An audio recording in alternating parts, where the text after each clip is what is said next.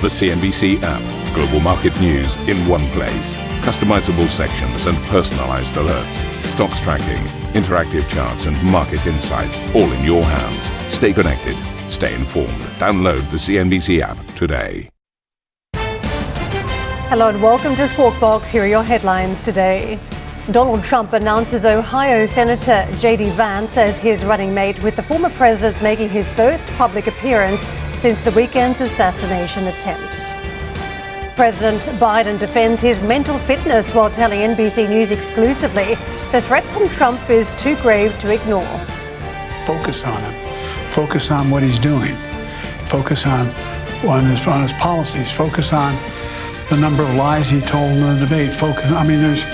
There's a whole range of things that, look, I'm not the guy that said I want to be a dictator on day one.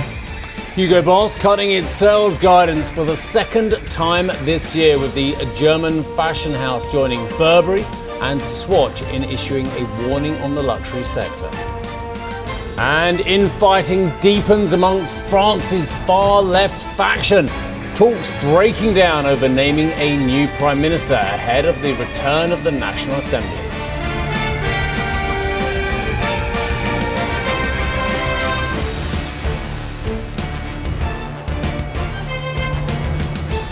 Donald Trump has tapped former critic turned protege JD Vance as his running mate, a 39-year-old who was elected as senator from Ohio just 2 years ago. In a statement, the Biden campaign said Trump made the pick because Vance will, quote, bend over backwards to enable the former president and his extreme MAGA agenda. Well, that's what the president says. Well, NBC's Alice Barr joins us now from Milwaukee. Alice, we've all been poring over who JD Vance is, what JD stands for, and how a man who could call the president an idiot in 2016 is now his running mate. Extraordinary rise to power.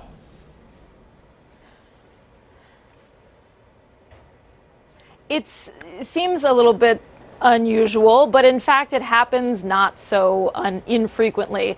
There were a number of nominees that former President Trump was considering to be his running mate, and all of them had in the past criticized the former president to some degree or another. And Senator JD Vance, tonight he did an interview with Fox News here and said that he doesn't shy away from the fact that he was skeptical of former President Trump back in 2016. He made comments along those lines. He said he has apologized for them, and that when he saw the former president in his first term in office, he thought he was an excellent president and that he changed his mind. And he kind of used that as a framing to say he can now be that voice for people this election cycle who may be skeptical of supporting Mr. Trump. And he can kind of lead a way to say, let me help you change your mind. He's also somebody, he's 39. He's half the age of his running mate, former President Trump. And he has this background. He grew up in rural America. He grew up poor. He wrote a memoir in 2016, Hillbilly Elegy, that became wildly popular and really shot him to a lot of notoriety. And it's kind of this portrait of growing up poor, rural America. And that represents, particularly in the Midwest, there are some very key states, Michigan, Pennsylvania, here in Wisconsin, that are must-wins for either one of these nominees. And so JD Vance positioned himself as somebody who could help reach out to those voters that are going to be so important and who could also carry the torch for future generations. So former President Trump, he made his first appearance since surviving that horrific attempt on his life. He had a large bandage on his right ear when he came out, waved to the audience not so far behind me. Of course, the floor is now cleared, but it just erupted into applause for him. It was a really, it was a huge moment to see that. He went over and he saw his family and he sat down next to his new running mate, the Ohio Senator JD Vance. This was a much more eventful day than we normally see on the very first day of these party conventions here in Milwaukee. Alice, it certainly was. Let me just bring up those events from the weekend, because the wash-up has been that leading politicians from across the aisle are talking about dialing down the rhetoric that has been incredibly heated for a number of years now. Was there any sense of that playing out at the RNC?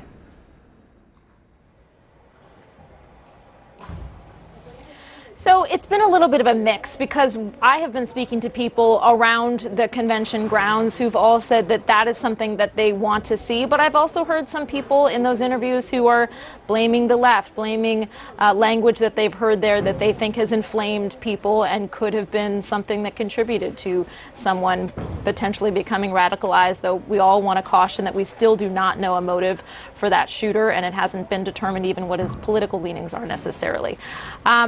That said, former President Trump has said that he is going to work on rewriting his acceptance speech that's set for Thursday night, when he'll formally accept his party's nomination for president.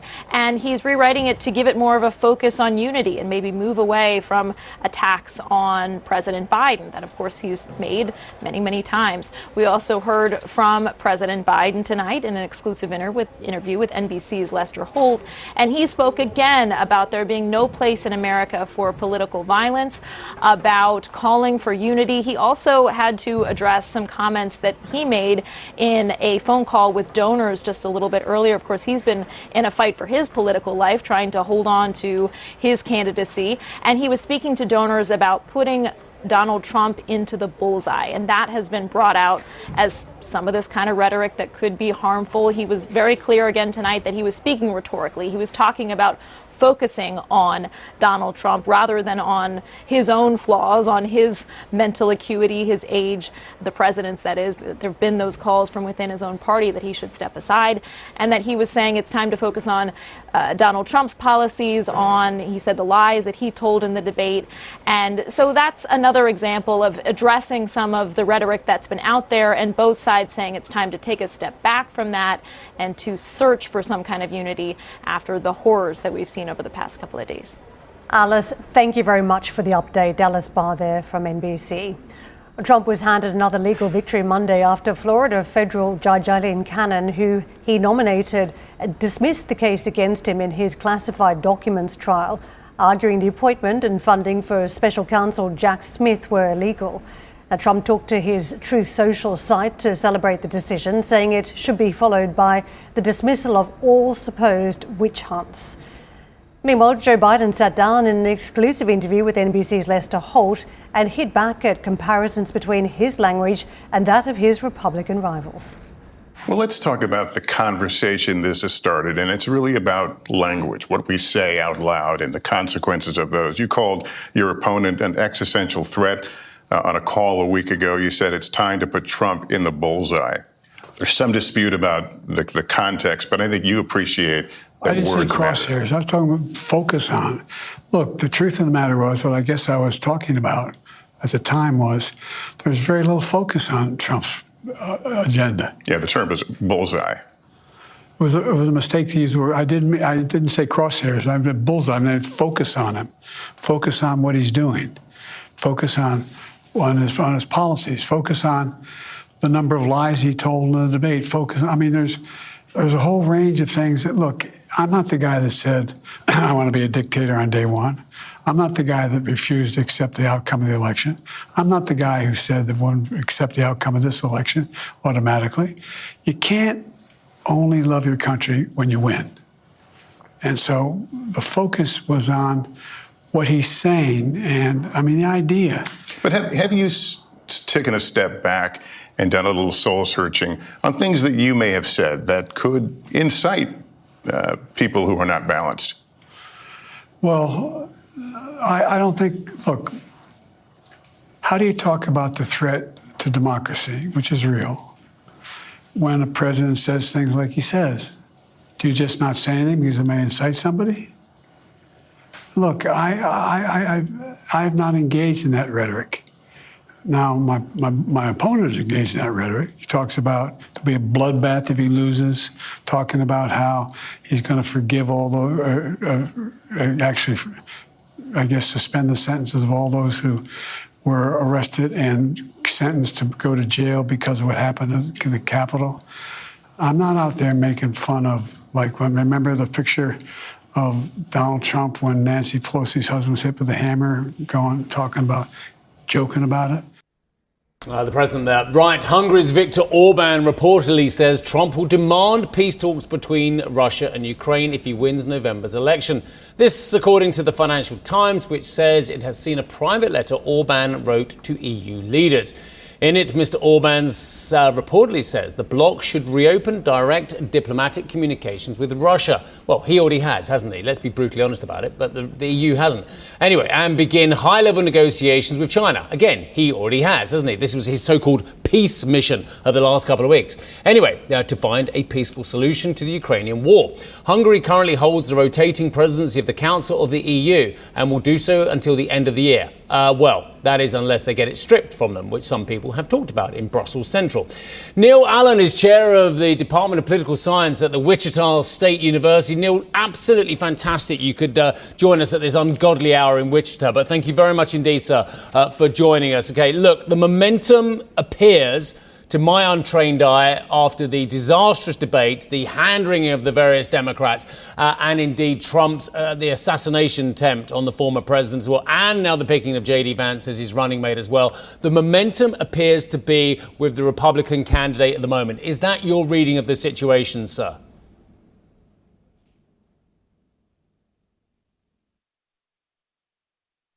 Neil, if you can hear me, sir, you appear to be muted at the moment. I don't know if you can just flick a switch on your computer or on your keyboard. I'm going to try again, sir. I know you heard my question. Hi. Take it away, Neil, Hi, sir. can you hear me now? Yeah, I can indeed. Thank you.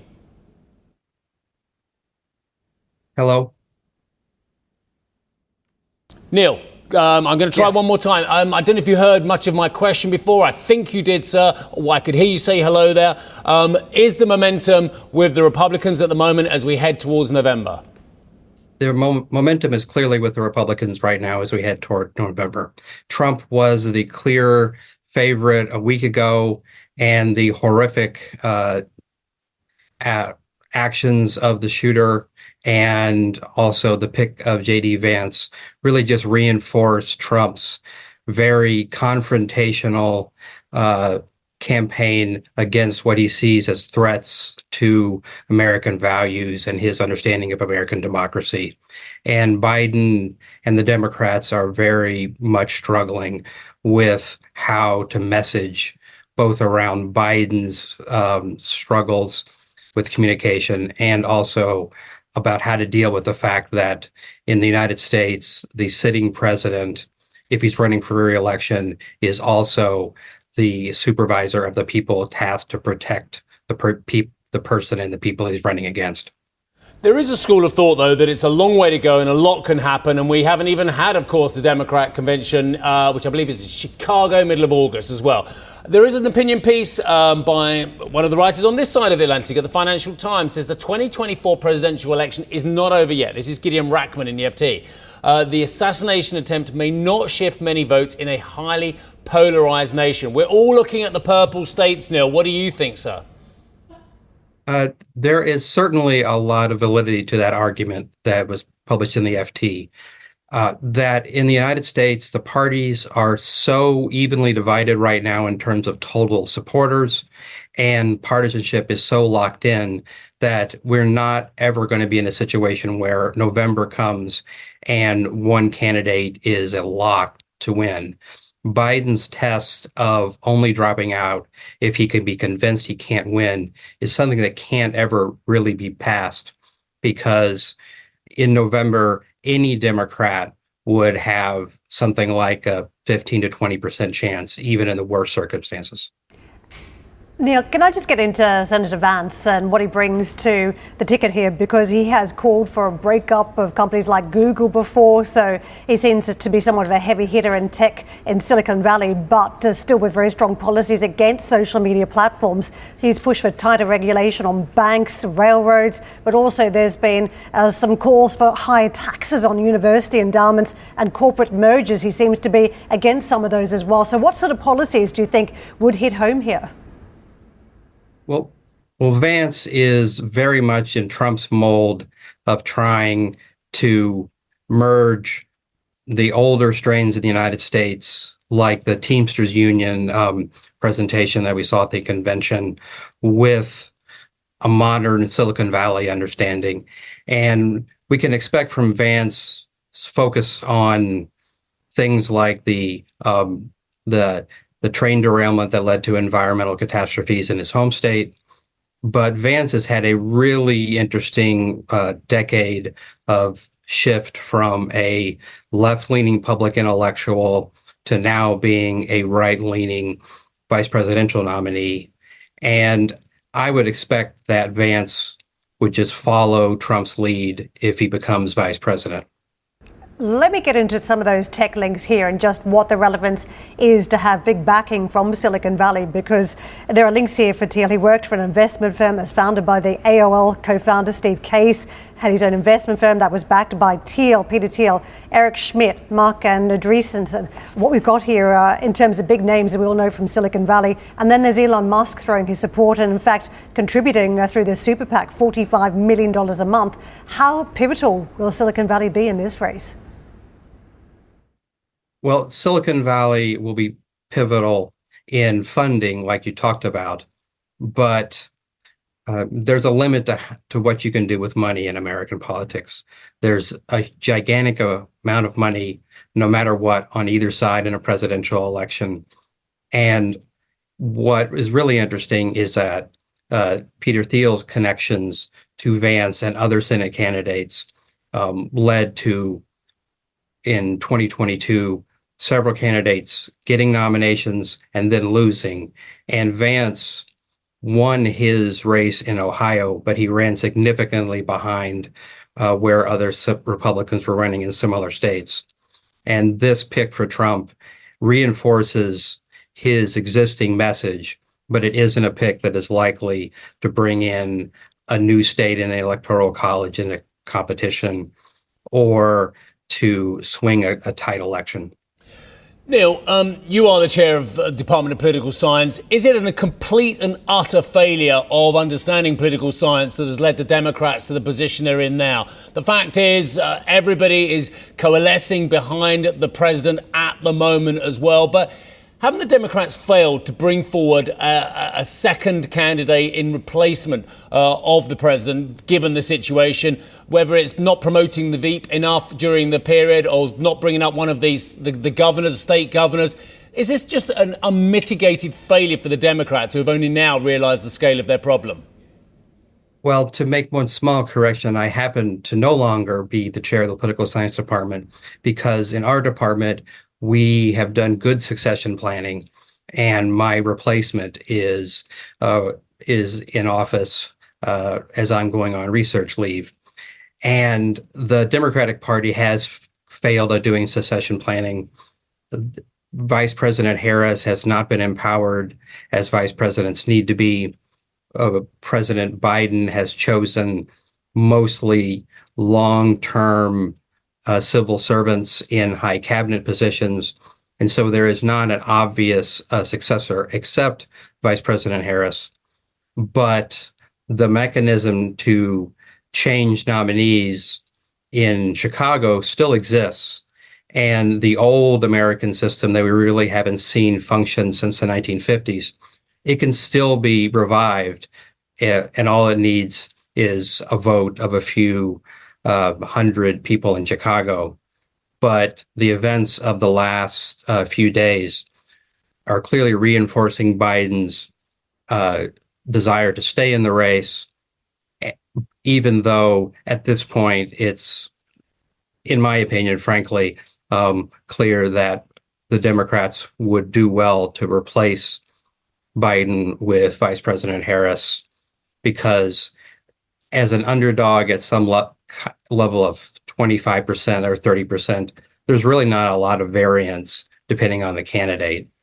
And Vice President Harris can clearly articulate the agenda of the Democratic Party, and she'll do great likely in the debate against Vance, and he'll do great as well. Both of them are trained lawyers and would excel at that format. But President Biden is clearly having difficulty with the basic communication that's necessary for a president of the United States, even if his administrative competence is clearly above the line for a president during an election year. Fabulous analysis. Thank you very much indeed for joining us. And as if by magic, Neil, my prompt has changed to call you the Associate Professor of the Department of Political Science at Wichita State University. I must have misread. Thank you, sir. Nice to see you, sir, and thank you for analysis. Moving on.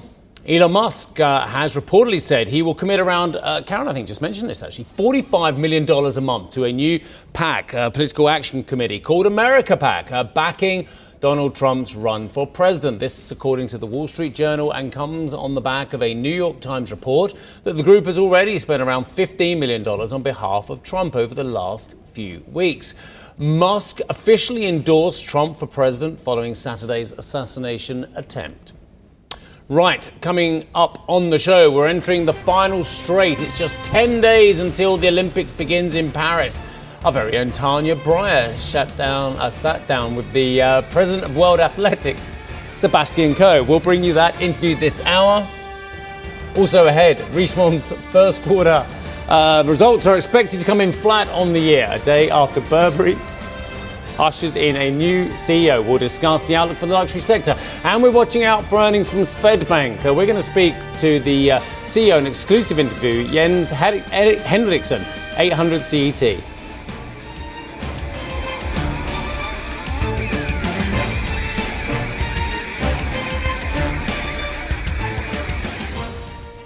Listen to CNBC's Beyond the Valley, the podcast that explores the biggest tech news from across the globe. Join me, Arjun Karpal. And me, Tom Chitty, every week as we bring you insights into the top stories, unpack the latest trends, and find out where the industry is headed. Now available on Spotify, Apple Music, and Google Podcasts.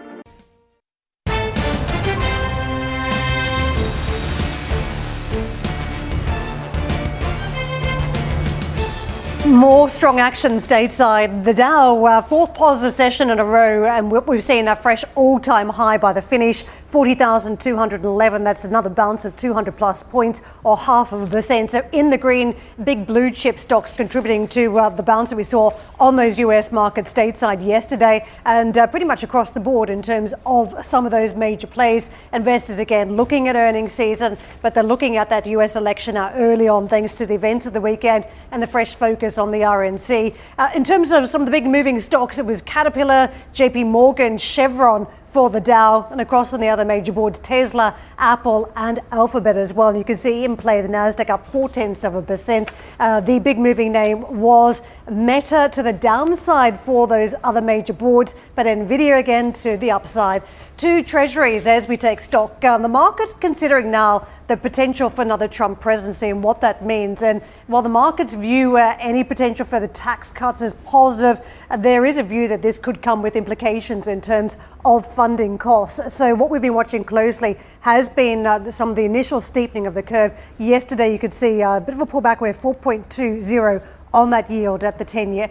To the trade around the dollar, and the early trade on sterling euro is slightly weaker versus the greenback. So greenback has had some strength really filtering through. We're just under the 130 mark on cable, 108.8 on euro dollar. Japanese yen. This was closely watched yesterday for any intervention in the backdrop, and of course whether we're talking about monetary policy now where we're in sight for those rate cuts. Jay Powell again reminding us we don't need to hit the 2% mark before interest rates are reduced, so that's been a dollar positive. What we've got dollar bouncing 0.5%. Steve. Thanks, Karen. Goldman Sachs has topped analyst expectations in the second quarter, with profit more than doubling on the year.